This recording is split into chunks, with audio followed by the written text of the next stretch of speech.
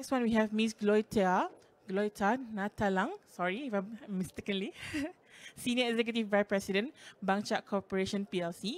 And then we have Dr. Renat Siu, the President, Malaysia Carbon Market Association. And lastly, we have Yoshan Fazri, Sustainability and Climate Change Specialist, Indonesia Carbon Trade Association.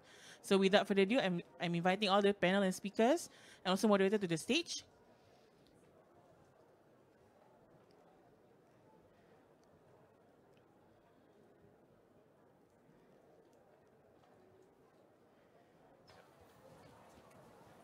All right, Janet, the floor is yours.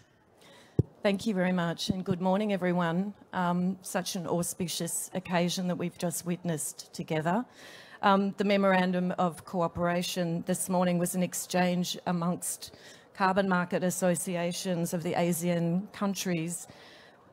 And we just witnessed something significant, which is really signifying regional cooperation towards operationalisation of a carbon framework, a common carbon framework. So I think we're all very lucky to have participated and witnessed this event. Today's panel discussion following this exchange of the MOC will provide an in-depth view of the framework's interoperability in over 4 ASEAN countries and how it should significantly reduce the costs of implementing carbon initiatives. Today, we're lucky to be joined by representatives from Malaysia, Thailand, Indonesia and Singapore, alongside a broader ASEAN perspective. So we had some introductions before. So I'm very lucky to be joined by Renard, Dr. Gloita, Ria, Frederick Trio, and also from Yoshan as well. So thank you very much for joining us. I feel very honoured to be facilitating this session this morning. I'm coming from the Carbon Market Institute of Australia, and we've had 10 years or 10 plus years as a Carbon Market Institute, and really welcome other carbon markets in the ASEAN region. It's really important to form alliances, cooperative approaches. And from our perspective, we have 150 members across the carbon market supply chain in the Australasian region and increasingly working across the ASEAN countries as well. So our panel today, we want to discuss and reinforce the rationale for national crediting standards alongside existing independent standards. We also want to discuss some of the current challenges that national standards can, in terms of national standards operating alongside established standards, the potential of the ASEAN Common Carbon Framework, and also I think we want to foresee some of the potential challenges over the next 12 months and the ensuing 12 months afterwards for the 24-month or 2-year period. So I think, Renard, a good place to start is with yourself. We just witnessed the signing of the MOC, which marks an important step, as I said, moving towards the collaborative ASEAN Common Carbon Framework. So can you give us a little bit of an overview of the framework, the key scope, the objectives, and explain to us how it's expected to drive carbon market development across ASEAN? Yeah, sure. Thanks very much, Janet.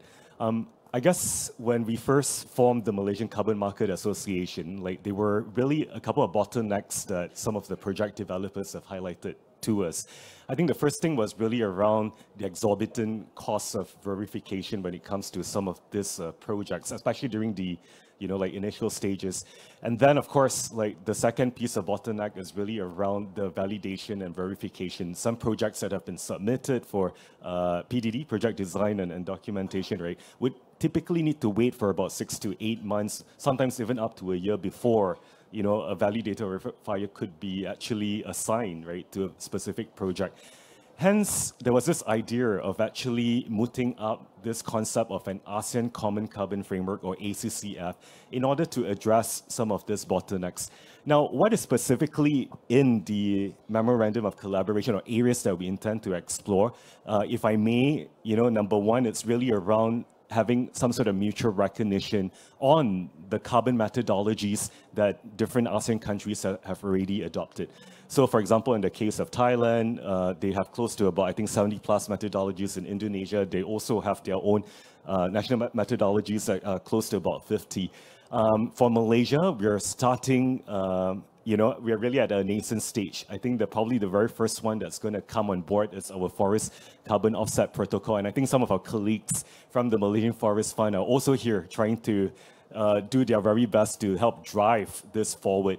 But to develop a national methodology will take time.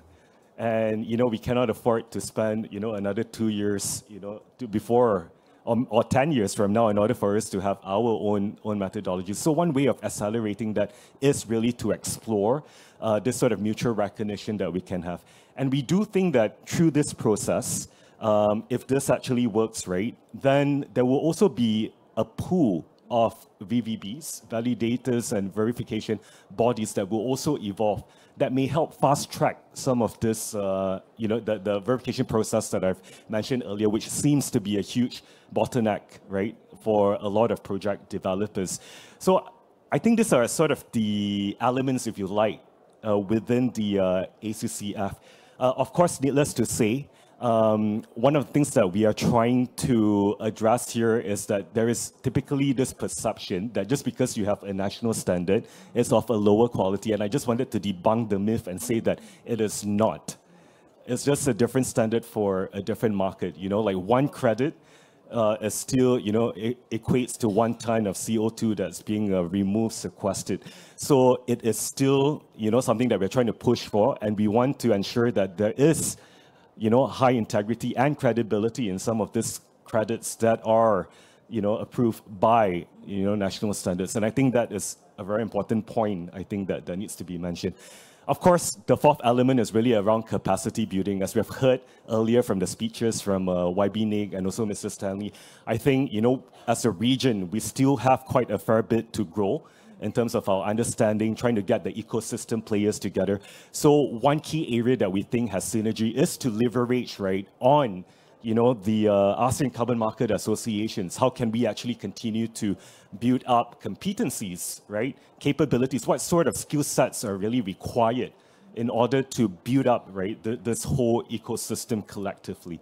And I think on that note, I think I'll pause. Yeah.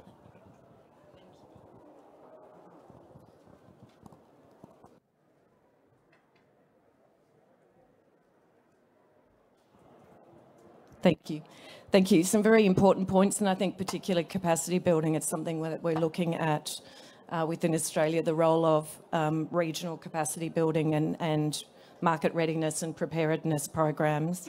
And I think certainly debunking the myth about domestic frameworks from the Australian perspective, we have a very strong and robust framework that's been operating for over 12 years, the domestic Australian Carbon Credit Unit framework. So certainly I agree. Let's debunk that myth. They can be very solid and very high integrity.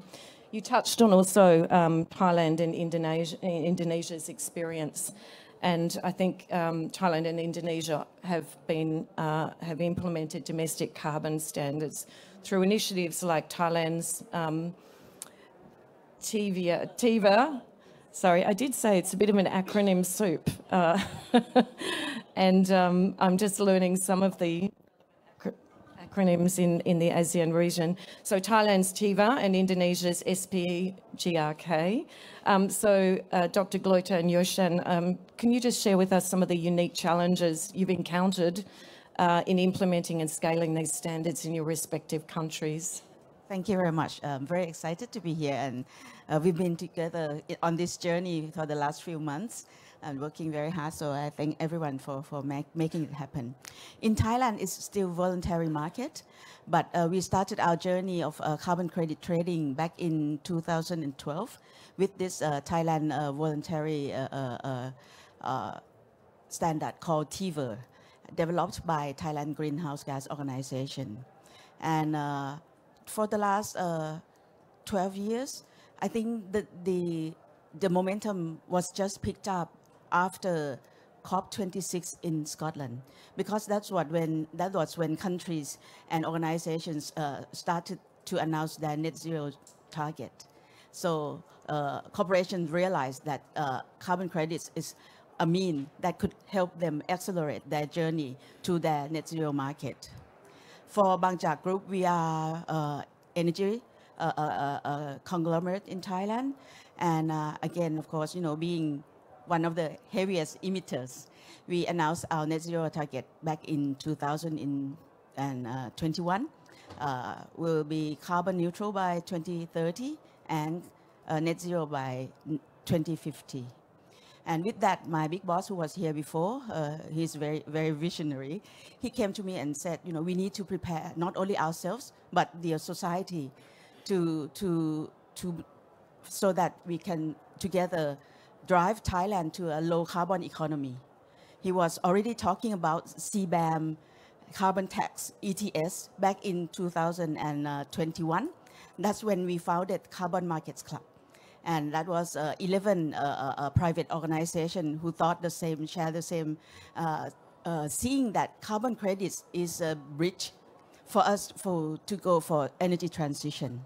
Because people who can sell carbon credits can use the profits or the income, the revenue to invest in renewable energy, in green innovation, something that can help with energy transition. So that's how Carbon Markets Club started. The main purpose was to support carbon credit trading. But when we started, what we saw was that it was still, the public at large was not so much aware of this climate action, climate crisis. So what we have done so far is in parallel, while we support carbon credit and renewable energy credit trading, we also have done a lot on raising awareness on climate action to the public. So that has been the two main activities.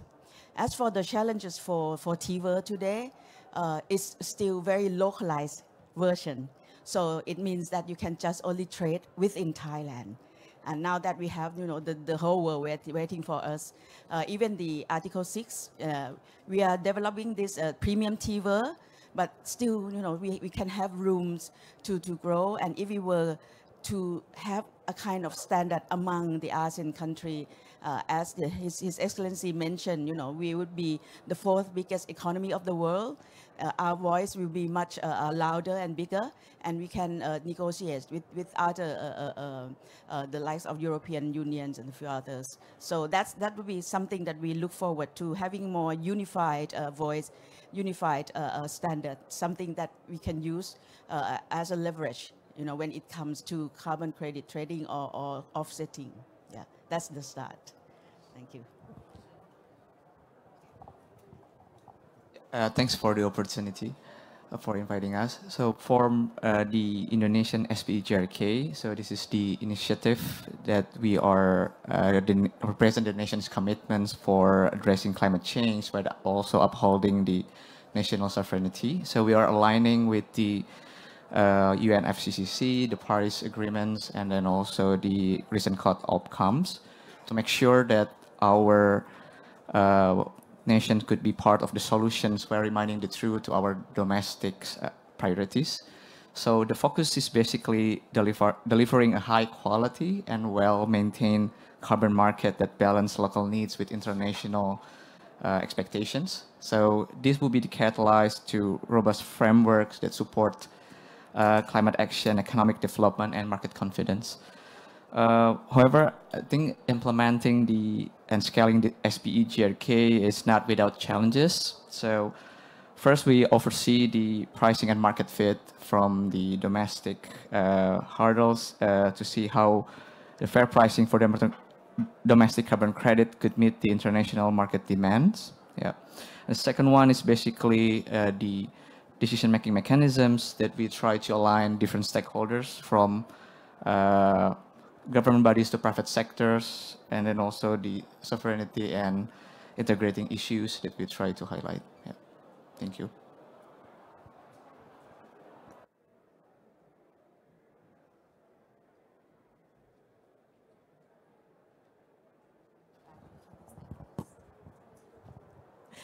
Thank you. Frederick, I might turn to you. So the ASEAN has significant potential for carbon credits in areas like forestry, renewable energy, energy efficiency and energy transition, as you mentioned before. From an investment perspective, what are the most promising opportunities within the ASEAN carbon markets that could attract foreign investment? And I guess in terms of your view, how can the ASEAN Common Carbon Framework help foster project development, which is unique in the region? Yeah, thanks a lot, Janet. So Gen Zero is an investment company focused on accelerating decarbonization solutions. We were formed about 2.5 years ago with an initial commitment of 5 billion Singapore dollars to invest in 3 broad areas: tech solutions, nature solutions, as well as carbon market solutions. Now, I think I wanted to address a critical area, I think, of why this initiative is particularly important and why it helps investors like ourselves deploy capital more efficiently into a particular region. Now, we all know that we need to scale the carbon markets, right? There is no net zero journey for us without a functioning, high-trusted, effective, efficient carbon market. The problems associated with the carbon markets are also well known. Whether it is about a lack of trust sometimes in the robustness of certain methodologies, there could be execution challenges for projects on the ground, and also sometimes accounting problems. But I want to highlight a few areas for us to consider. Okay, debate number 1. There is actually a difference between having national level regulation and having national standards. Now, it is not as if like the carbon markets internationally have no standards. Today, we have no lack of like maybe 3 or 4 different levels of how to understand quality when it comes to carbon projects. There are the independent standard setters. So this would include people like Verra and Gold Standard. Collectively, they probably account for 80-90% of all the carbon projects in the world. We have meta standards. So that means what CORSIA, maybe ICBCM, right, with its core carbon principles are able to rate. There is now also the advent of carbon rating companies or carbon rating agencies. So they provide a bit of a carbon rating on the quality of projects, very similar to how S&P and Moody's would rate bonds. Right? And then, based on the announcement last week, we have a rejuvenated level at the UN governmental level with 6.4. So think of it as a successor to the original CDM kind of a methodology. So today there are no lack of internationally recognized ability to actually have methodologies and standards on what it means to do particular projects. Okay, so national regulations can seek to reinforce some of these things by recognizing them. And countries need to have their own regulation because maybe some project types you like, some project types you disagree with for a variety of reasons. But that is very different from saying, I'm going to have another way of doing a forestry project. I'm going to have another way of doing a conservation project. I'm going to have another way of doing a biochar project. Today, as Renat had pointed out, the VVPs are extremely slow and capacity constrained when it comes to validating and verifying projects. That's the reason why we have a long queue, even when submitting PDDs to some of these organizations. Now, can you imagine government officials are also very busy? Yeah? So you want to submit proposals to us to come and get approvals. I mean, you know. So we will face the very same challenges as the international standard setters. What makes us think that we will be more efficient than people who have already done it for 20 years? So that's number 1. Huh? So it's important to recognize that. But that said, it is also important for all of us as a region to also have certain ways of recognizing common international standards. Singapore already is a very small country. Can you imagine if we were to say that the way that we have plugs for our electrical appliances need to have a very special standard? So all of us reference ISO. And if they follow ISO, whether it comes to practices of how to manage a kitchen, how to run a restaurant, how to set up a manufacturing plant, it's good to go. So it is important for us to have that. Why is that important? So as an investor, I want my projects to move fast. Can you imagine if all our verifiers have to be trained in all the different 10, 20, 30, 40 different countries' ways of counting what is a forestry project? It doesn't make their task easier. And if it doesn't make their task easier, it makes life for me as an investor much harder. Right? So therefore, the commonality of referencing international standards and international best practice is a very important consideration for us to unlock capital. And we already have. In many of the other countries, where they are open to international standards and methodologies for carbon projects. We have deployed significant amounts of capital into those nature projects in South America and in Africa. And we very much hope to do the same in Southeast Asia. So maybe I'll just leave my comments there to say that be very careful about the distinction between what it means to regulate, which is necessary in any given country, versus having national standards, methodologies especially, which means that you have a very specific way of how you want to do a project. And does that actually reinforce efficiency and effectiveness and credibility, broadly speaking, in the carbon markets and help you to scale? Or is it potentially another level of complexity that the private sector would need to navigate?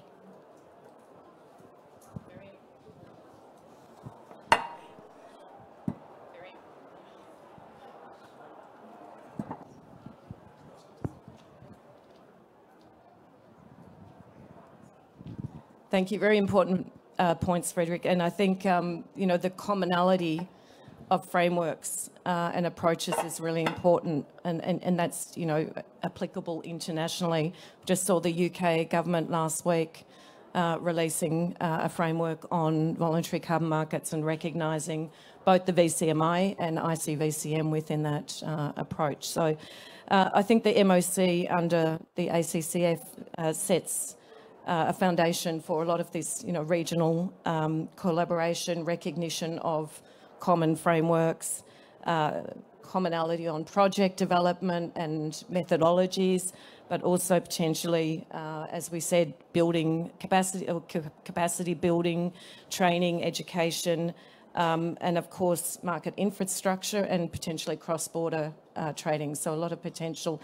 And I want to turn to you, Ria, because we haven't yet heard from you, to hear about what you think about priority areas that will be most critical for the ACCF in the next 12 months, and specifically some of the milestones that you'd like to see achieved, or some of the KPIs, as we mentioned before, with some of this group.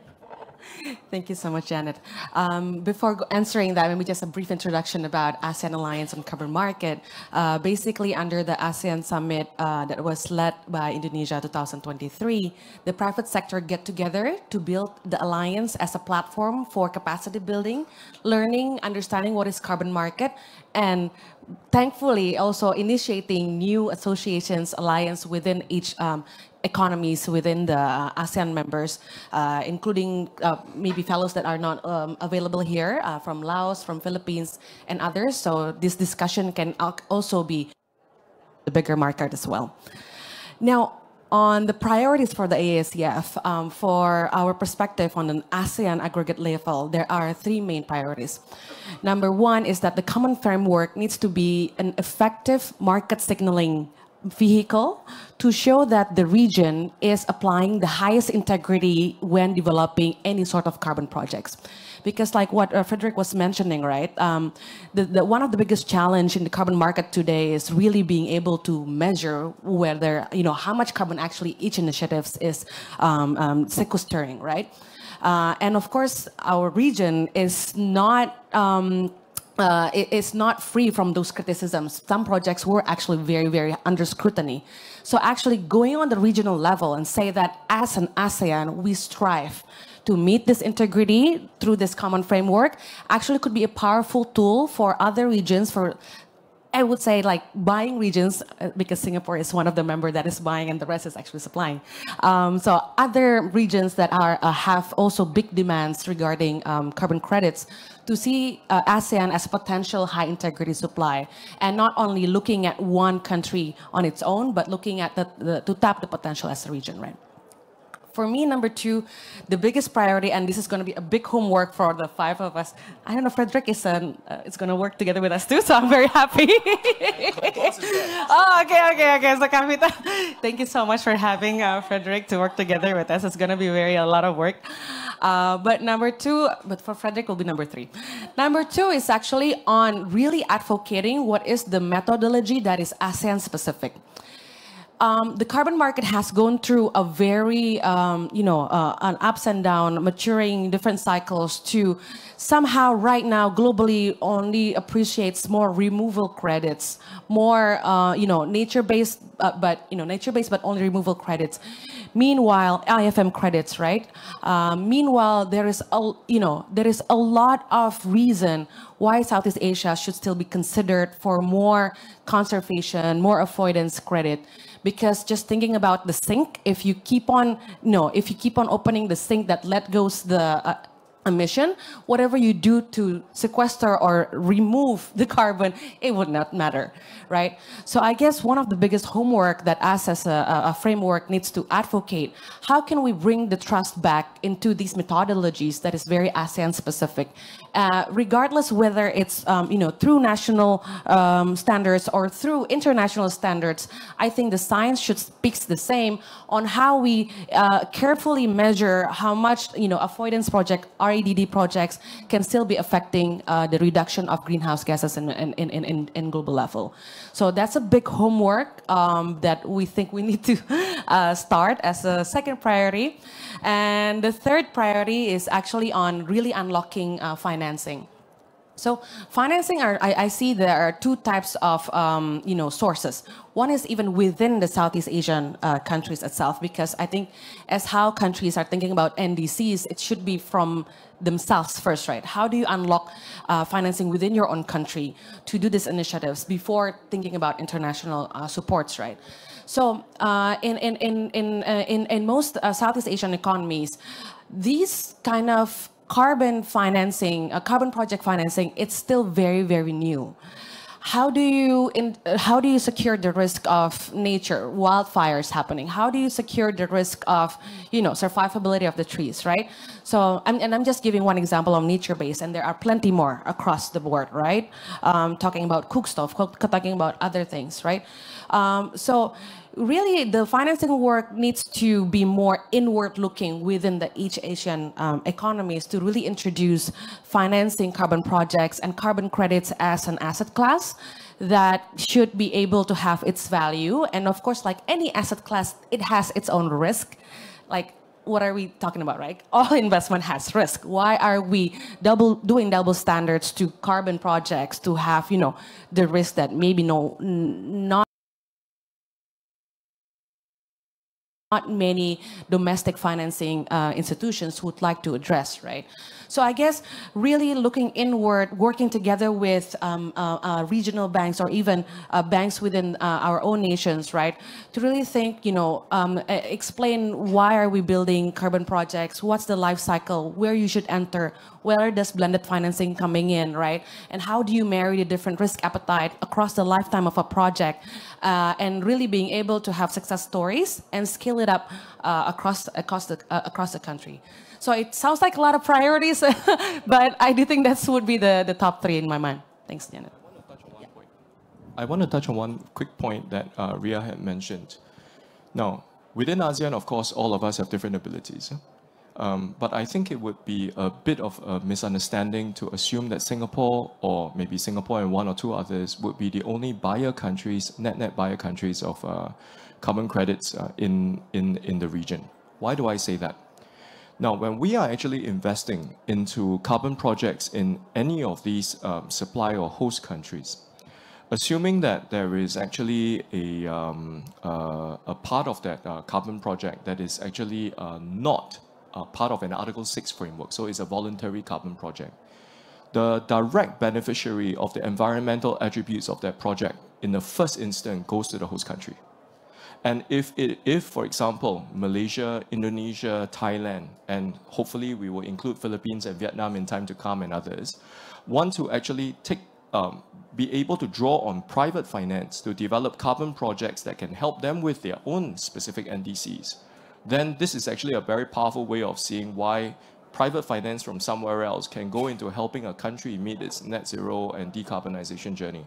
So it would be a tremendous misunderstanding to see that all that you are doing with developing carbon projects is actually just simply benefiting buyer countries in the developed world. That would be a gross misunderstanding of the purpose of doing some of these carbon projects in some of the supply countries.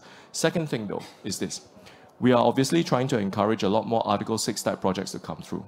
If the Article 6 projects come through with corresponding adjustments, true. Those that come with corresponding adjustments will not benefit specifically the conditional and even the unconditional part of the NDCs. But it is totally possible to come up with some frameworks that in any given project, not everything needs to be issued with CA. So even if 75–80% of it is issued with CA, the remaining 20% will still count towards the NDC of the host country. So this is one important thing. So I will leave off this quick point by saying that when we think about thoughtful national level regulation or even regional harmonization of regulations, it isn't just about supply integrity. What Ria was actually talking about in recognizing removal, avoidance, and not just removals, is a question of the demand side. That means what are you as a government prepared to accept for your corporates to buy? And if we, with one voice, go out there and tell people, look, protection of our forests is equally important as reforesting. Why should we be damaging our forest first and then after replant and say that has value, but protecting standing forests doesn't have value? That's crazy. So governments can, through demand-side regulation and policies, help us to make sure that corporates also see value in that. And the third area beyond supply and demand that is important for governments to actually come up with policies and regulation is around the infrastructure and the mechanisms. How do we settle trades? For example, how long does it take for the money to go through and then the transfer of title over to this side? What are some of the information that needs to be disclosed to give us integrity over a carbon project? Do we need to have basic levels of quality assurance that people need to put out onto, say, a carbon market or for the OTC trade? Now, these are regulations around the market infrastructure, right? Which governments and regions should come in and state very clearly, these are the rules of the road that I want. So I will rest by again saying, there is a difference between policy and regulation and coming up with specific methodologies, which is a totally different thing altogether.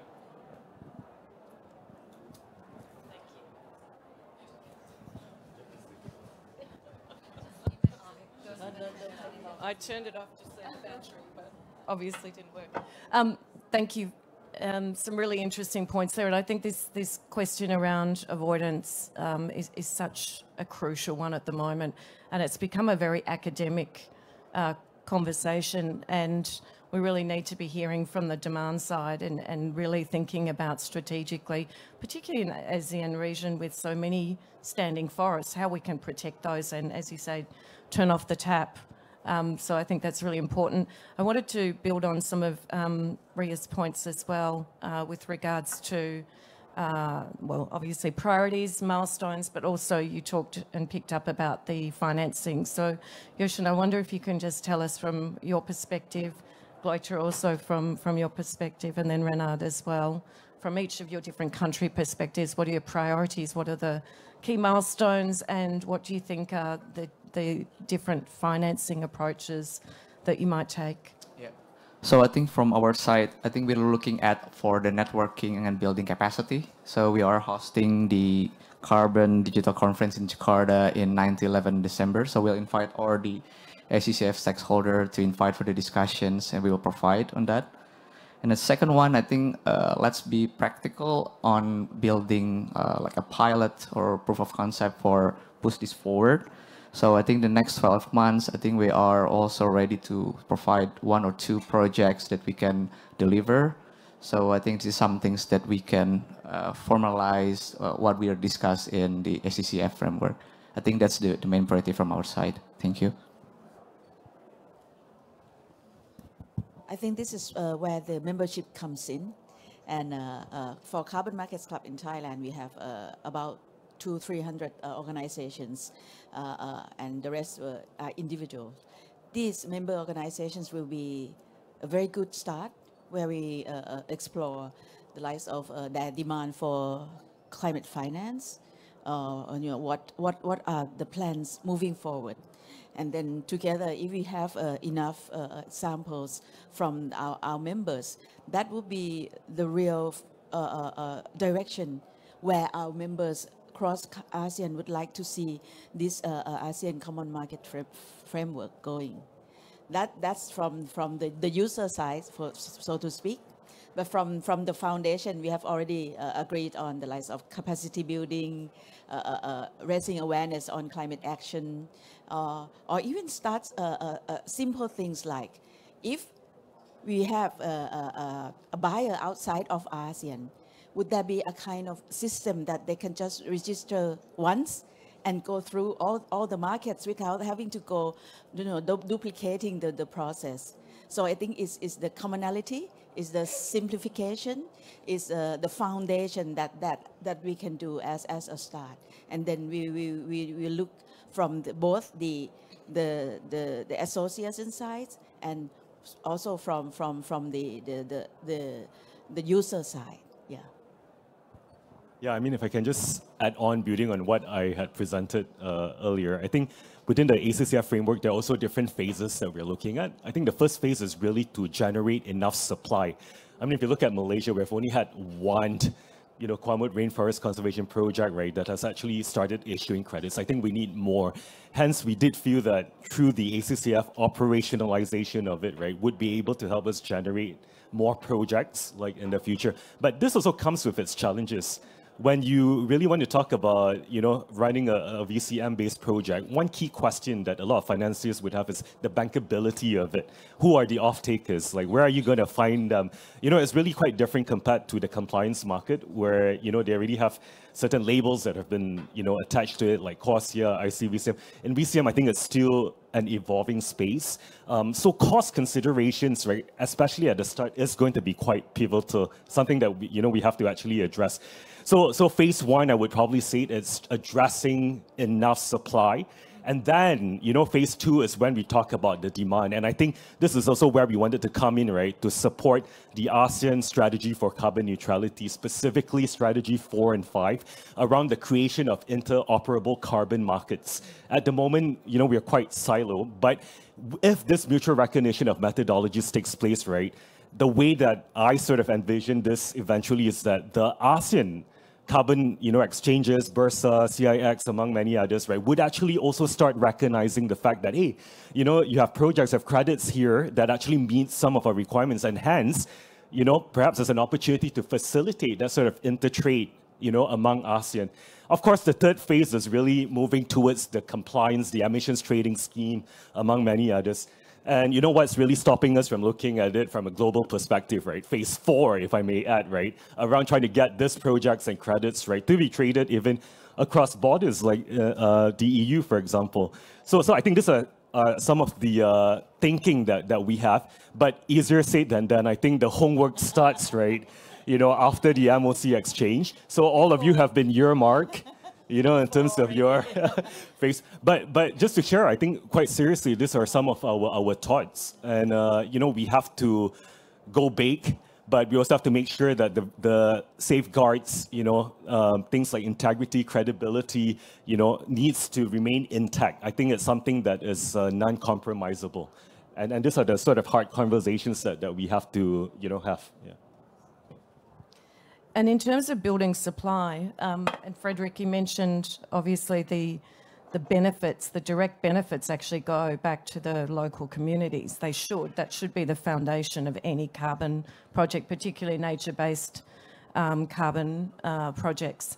I'm just wondering what your thinking is from each country approach, whether you're strategically thinking about how you're going to try and drive those direct benefits back into regional rural communities to Indigenous and local peoples. And also, I think from a demand perspective, do you have priorities or particular, approaches around how you buy and protect or look at protecting those outcomes for local communities? Yeah, I think as a private investor, there are generally 4 or 5 different attributes or issues that we will need to consider before making an investment.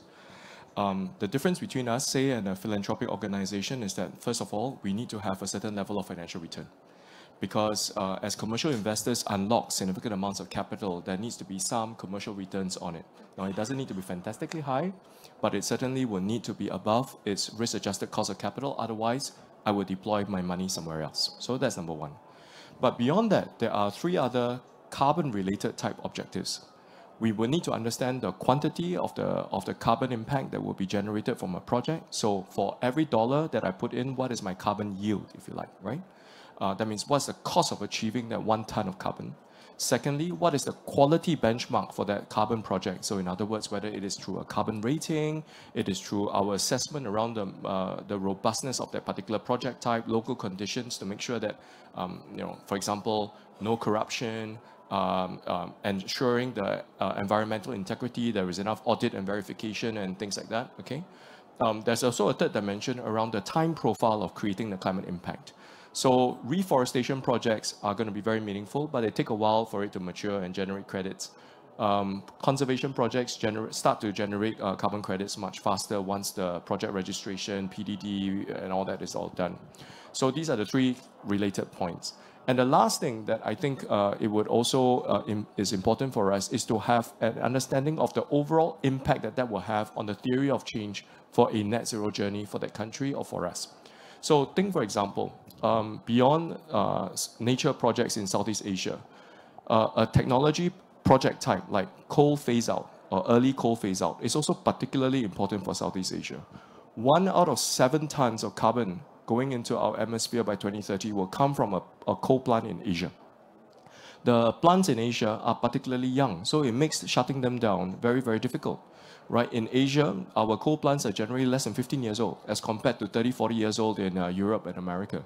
So that means that we need to think of innovative ways of being able to get it to shut down early. So transition credits, for example, which is something that Gen Zero is working on together with ASEAN in the Philippines and Keppel Corp in Keppel Infrastructure in Singapore to try on a commercial basis to actually make that work. So without having to resort to like money from governments or anything, can we try and see how we can actually make that work? And we think we can. We're currently in a due diligence phase.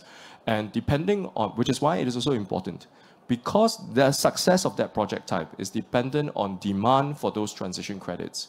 So 2 or 3 things are important. One, is there regulated demand? Are governments prepared to come out and say, we recognize this type of carbon project type, and we will accept that, for example, say within the Singapore government tax kind of a framework, right? So then there is a corporate demand. Secondly, what kind of pricing signals are we able to have? So if it comes with a corresponding adjustment and it can feed into a compliance market, we have a certain sense of the kind of price benchmark that could fetch. So these are the things, so that it also depends on whether the Philippines is prepared to be able to provide corresponding adjustment on some of these projects. So the moment that governments are able to send clear price signals, demand signals, have a framework for their carbon markets, in particular for Article 6 collaboration, it will massively open the door for private investors like us to actually deploy significant amounts of capital to support projects in the countries. Yoshan, did you want to pick up the idea around strategic priorities for your communities? And that could be energy efficiency, it could be fuel switching, many different options. Have you thought about what priorities you're particularly targeting? Yeah, I think from our side, we could look at any other sectors that we want to fulfill. Yeah, so we're coming from the nature-based to energy transitions to biocars. So there are many options from Indonesia perspective. I think coming from my personal experience as an investor also in Europe, so I see that it's very important for us to see if it works. That's the reason why IDCTA proposing solution to do the pilot or projects that could be make sure that the framework is working, and then also create more trust for the investors, because as Frederick mentions, we're also aiming to not only encouraging Singapore to onboard as a buyer, but also potential international investors. So I think it's very important to see also this is moving forward. So I think this is something that we want to prioritize in the next 12 months to really implement the frameworks that we are discussing. Yeah, thank you. And Gloita, from a Thai perspective.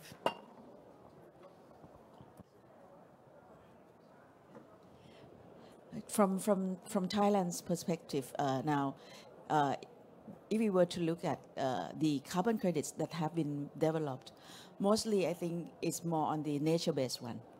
But looking into the pipeline is the technology that we are trying to rely on. When it comes to nature-based, we have trusted partner like the Mae Fa Luang Foundation. We have a very good friend there who make sure that this will benefit the indigenous people as much as possible, because after all, we want this to be inclusive and benefits the whole society. What is now being an issue in Thailand is, of course, when it comes to carbon credit, and is now being a little bit overly promoted. So everyone would want to join the bandwagon, and those who lack real knowledge or understanding, they would get into the trap. Now we have people coming from all over the world and telling our rice farmers or the forest people, the forest grower, that you can get this and that much baht out of your tons of carbon credit, which is not that easy. So this is again why we would like to have as many as possible. We also need to work very cautiously and making sure that everyone understands what it's all about. When the government first started announcing the scheme, I think Mae Fa Luang Foundations and ourselves, we got like a call almost every day. Like, I have 10 mango trees in my backyard. How much would that translate to carbon credits, things like that? So what I'm saying is that, we still really need to work a lot on the foundation of awareness raising when it comes to climate change, especially on carbon markets. Yeah, sorry, I actually identify with that story. I think one of the reasons why we formed the Malaysian Carbon Market Association was because when the carbon markets was really in the news, right, out of nowhere, there were so many bogus projects, developers that just came to us and say, hey, like, we would like to work together with you, you mentioned the case of how you've got mangrove trees in your backyard, but there are also those who actually come to the market, right, with fake, identification profiles, and they say that they have had experience. And these are the sorts of challenges that we face, when they approach some of our state government. And once, they have signed on to certain things, right, there is a bit of backlash. What happens if those projects actually fail? And that's the sort of fear that we have. Hence, we felt it was so important for us to have at least an industry trade, association, right, to help clear up some of these misconceptions, like what makes a carbon credit project successful, effective, what isn't. I think these are the sorts of conversations still, I know for some people you may laugh, right, but it is still happening. Just last week alone, right, I was approached by actually three, apparently Brazilian operators, and based on our due diligence, we found out that, actually, like they are really out there just for the quick buck, like so to speak. And the challenge still remains, and hence, I really look forward to actually working together to seeing how as credible carbon market associations, we can actually work to, address some of these issues, because it is a real problem.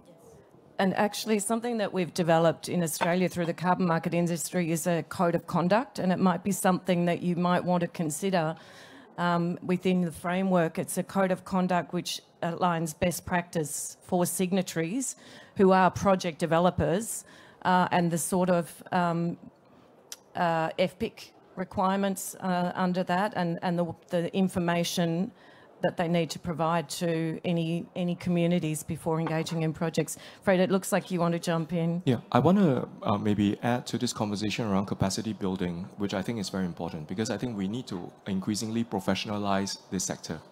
I think gone are the days where people can just, midstream come into the carbon market space and then suddenly say, I'm a professional and I know what I'm doing.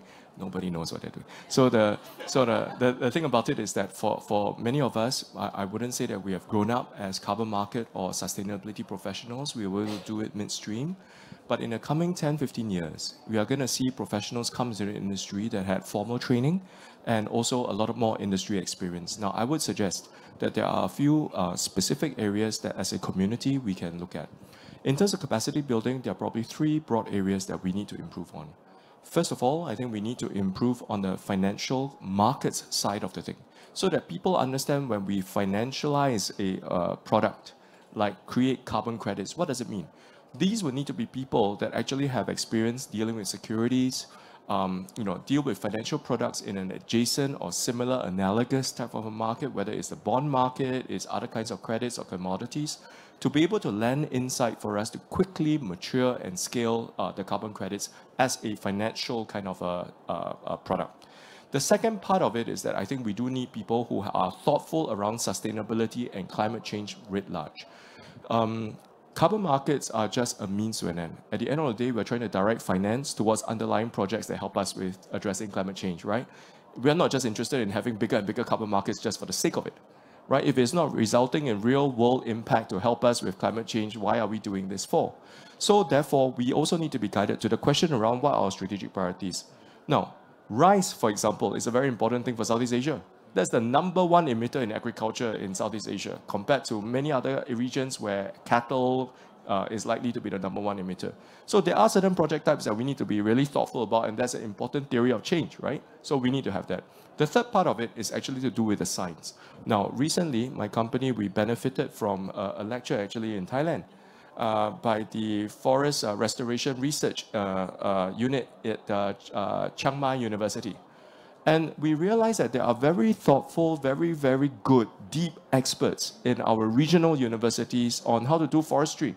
When I visited our projects, right, in South America, you will typically find that the top foresters are the ones that are trained in Brazil and a few other big schools in South America.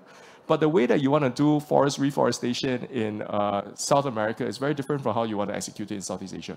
We need to have our own regional experts at this to understand what kind of pioneer species can be introduced first, how to think about species succession, and many other very, very specific scientific aspects of how to do forestry projects in Southeast Asia.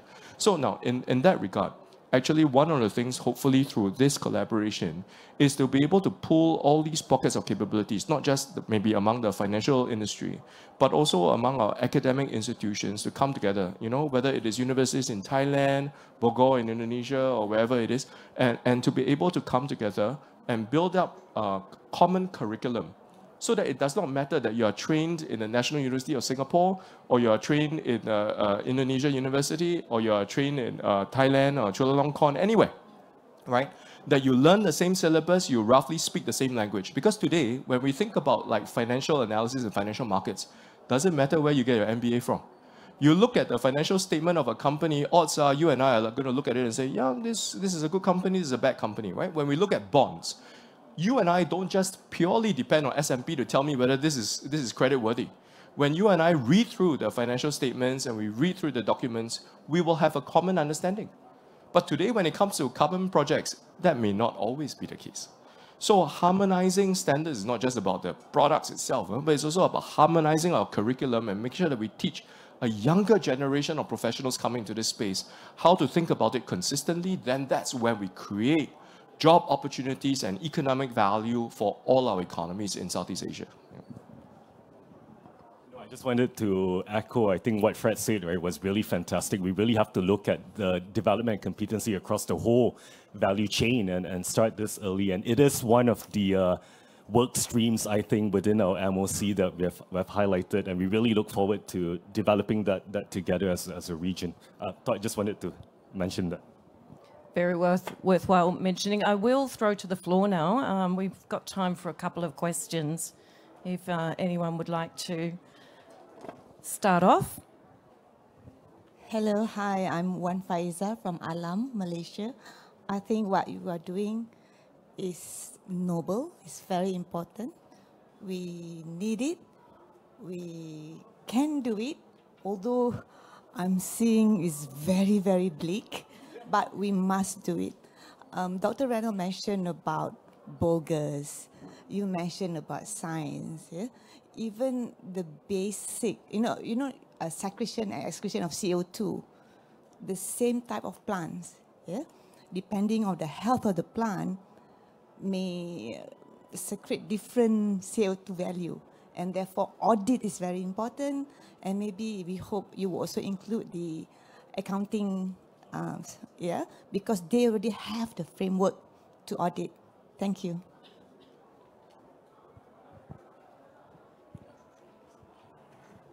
Thank you. Faisal Parish, Global Environment Center from Malaysia. We're currently working with the ASEAN Secretariat, and as you know, in ASEAN, we have one of the major regional environmental challenges, the issue of large-scale burning of forest and peatland and agricultural residuals, leading to massive transboundary haze problem, which I think affecting most of the ASEAN member states. And I think this is one of the issues that could be addressed, could be one of the focal areas, because if we can use carbon financing to solve the problem of the haze, then we're also helping the health and livelihood of millions of people across the region. And I think that could be a major problem. I think in the northern ASEAN, particularly investing in circular economy for agricultural residuals could significantly, dramatically reduce the issue. And then in the south, I think we have to find a way to look at avoided emissions, not just planting forest on degraded or cleared land. We have to give an incentive to keep the forest and peatlands intact. And we must find a way. I mean, if we solve any problem, it must be that. Even the rest of the world is not confident, but we in ASEAN, we must be confident and find a way to that. So if the panel have any response to that, thank you. Ria, perhaps on the health issue, because we've talked a little bit about the avoidance, is there any thinking around the health aspect and targeting, as you mentioned, perhaps methodologies that might alleviate pollution? Yeah, so I think it's not specific for health and pollution in sense that we can bring the topic wider, that why do we need to avoid more deforestation on a more cross-sectoral dimension. Health is one, but actually livelihood also, accessibility for healthcare in general. So and it also not only just pollution on the air, but also on the water as well. So I guess if the work that we do could be brought towards the different cross-cutting sectors that it affects, so then the value of protecting the forest and the swamp and the peatland is not only translated into carbon credits or translated into climate benefits, but also to health benefits, but also to livelihood and other welfare, metrics and valuation. Hopefully in the future we have more of those, right? I think it could be, a big push to valuing the nature on its own. Faisal, thanks so much for the question. I wanted to highlight a couple of data points I think that's useful. First of all, I think ICVCM last week recently announced that they are applying CCP labels for 2 or 3 of the REDD+ related types of project types. So that means to say that even the meter standards today are recognizing that there can be quality projects that come from the protection of our forests, which is highly important. So if our national and regional regulation actually can reference CCP labels as a quality mark on project types, that will give some support to the REDD+ type projects. Secondly, it is incumbent on us to create the correct demand signals. So if, for example, say carbon tax regimes or carbon type of regulation recognizes avoidance reduction in addition to removals, that will give a very strong demand signal. Third, I think it is important for us to actually develop a proper theory of change. So in other words, we cannot afford to just pigeonhole nature with nature, tech with tech. Some of the burning associated with palm oil residues and many other things that will be big issues for Indonesia and Malaysia in particular can be actually used as very useful feedstock into things like biofuels. And so the moment that we can actually conceive of the way of closing some of these loops and create value, that is when farmers and others will find some incentive, rather than to burn, to think of some way to get more revenue out of it, and it will be in their interest to do so. Thanks. Thank you. Unfortunately, we've run out of time, but perhaps you can address your questions following the session. But I do want to just wrap up with maybe a quick sentence from each of you of what you're most looking forward to in the next steps with the ACCF. Yeah, I think for the next 12 months, as we discussed earlier, so we're looking forward, so how much we can accomplish. So we were expecting we have some pilot that will be running in the next 12 months. Make sure that we also as discussed, I think driving these open innovations, working with governments, academia, private sectors, investors to accelerate this common framework. So I'm really looking forward for that. Thank you. For me, I think this is a strong signal that the region is open for business. And that basically means that now many of the countries in Southeast Asia are open to foreign investment into developing carbon projects, and that is particularly important. And I think for us as an association, really, is to be able to make some of these projects and the carbon markets understood to a broader constituency of people. We should avoid very carefully unnecessarily technical financial jargon, use very complex speak, burden everything with so many acronyms that I don't even understand what the hell is going on, worse than a Campbell can of soup. Then I think we will begin to at least catalyze much more significant levels of financing into our projects in the region, and then do some real good for our communities. Thank you. Hello. Oh, don't hold, just hold up, check. Okay. So I think for me, really the theme with ACCF is inclusivity on multiple layers. One, like what Frederick was mentioning, ASEAN to be included in the bigger discussion about carbon markets.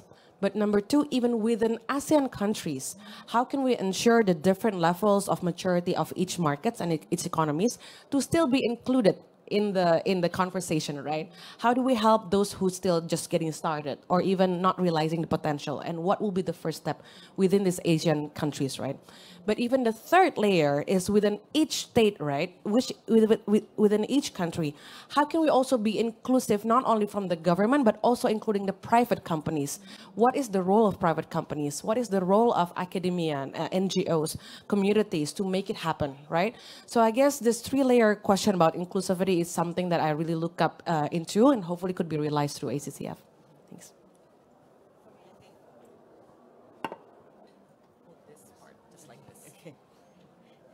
Okay, for me, just two key words. The first is we speak the same language, and not only within ASEAN, but also in our own country. When we talk to the community, when we talk to the government, we talk to the institutionals, the bankers, and everyone. We speak the same language, and that will lead for just do it, because we don't have much time. 12 months is really short. The homework's already on us, so let's just get out and do it. Yeah, I guess maybe I'll just end by sort of saying that, Malaysia is taking over the ASEAN chairmanship, in 2025. This is such a privileged and pivotal point, right, for us to really drive growth in the carbon markets. There's going to be a lot of synergies. There's going to be a lot of cross-hybrid learning. So my question to all of you is, are you ready to come on this journey with us, and then let's do it together. This is a fabulous call to arms, I think, at the end of our panel, and it's been a really rich discussion. Thank you all for joining us today. So are you ready? Just do it. The region is open for business. Thank you to our panel. Thank you so much to the moderator and also panelists. So we have a photo session for the speakers? For the attendees, can you guys wait for a while so we can have a photo session with the speakers as well?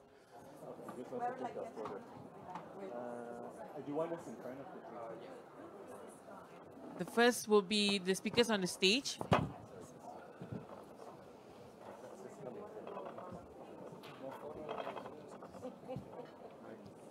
All right, big smile. Sorry.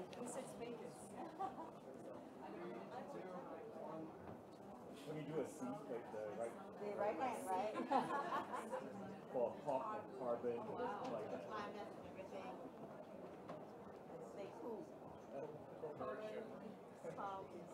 Common, carbon.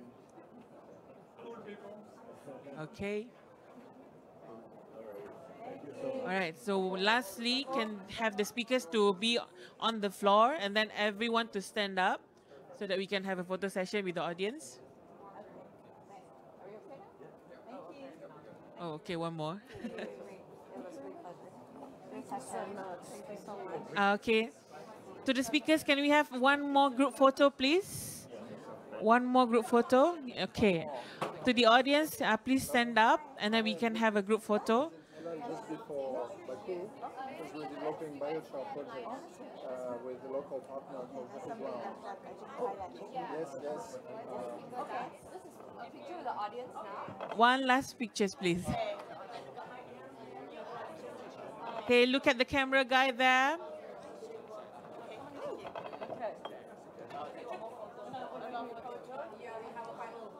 One last photo, Dr. Renat. Okay, thank you. Big smile.